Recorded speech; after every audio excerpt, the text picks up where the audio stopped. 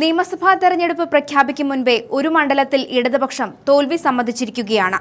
മണ്ഡലം നിലമ്പൂരാണ്. പൊതു സ്വതന്ത്ര സ്ഥാനാർത്ഥിയെ അവതരിപ്പിക്കാനുള്ള നീക്കങ്ങളിലാണ് നിലവിൽ ഇടതുപക്ഷം. UDF-ലെയോ കോൺഗ്രസിലെയോ മികച്ച സ്ഥാനാർത്ഥികളെ കിട്ടിയാൽ പരിഗണന നൽകുമെന്നാണ് ഇടതുപക്ഷത്തിന്റെ ഓഫർ. പക്ഷേ ഭാഗ്യക്കേടെന്ന് പറഞ്ഞാൽ മതിയല്ലോ.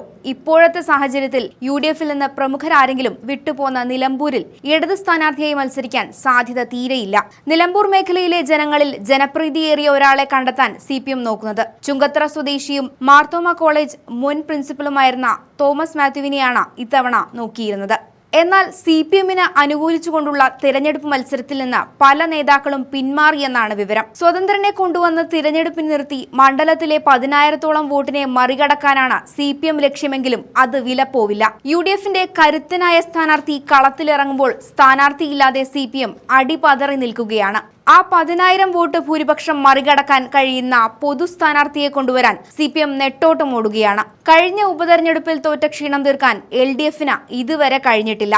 നിലമ്പൂർ നിയമസഭാ മണ്ഡലം UDF കരുത്തോടെ തിരിച്ചുപിടിച്ചത് ആര്യാടൻ ഷൗക്കത്ത് 11,077 വോട്ടിന്റെ ഭൂരിപക്ഷം ലഭിച്ച് വിജയിച്ചതോടെയാണ്. 2011 നിയമസഭാ തെരഞ്ഞെടുപ്പിലാണ് ഇതിനു മുൻപ് UDF വിജയിച്ചത്.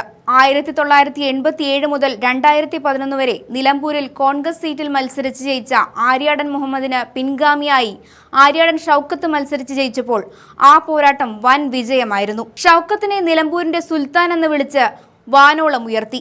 നിലമ്പൂരിലെ കോൺഗ്രസ് കോട്ട തകർക്കാനാകാതെ തോൽവി സമ്മതിച്ചിരിക്കുകയാണ് LDF. ഈ വർഷത്തെ തെരഞ്ഞെടുപ്പ് CPM-ന് കനത്ത തിരിച്ചടിയാകുമെന്നതിന്റെ നിർണായക സൂചനകളാണ് സ്ഥാനാർത്ഥി ഇല്ലാതെയുള്ള CPM-ന്റെ ഈ നിസ്സഹായാവസ്ഥ എന്ന് ഉറപ്പിക്കാം.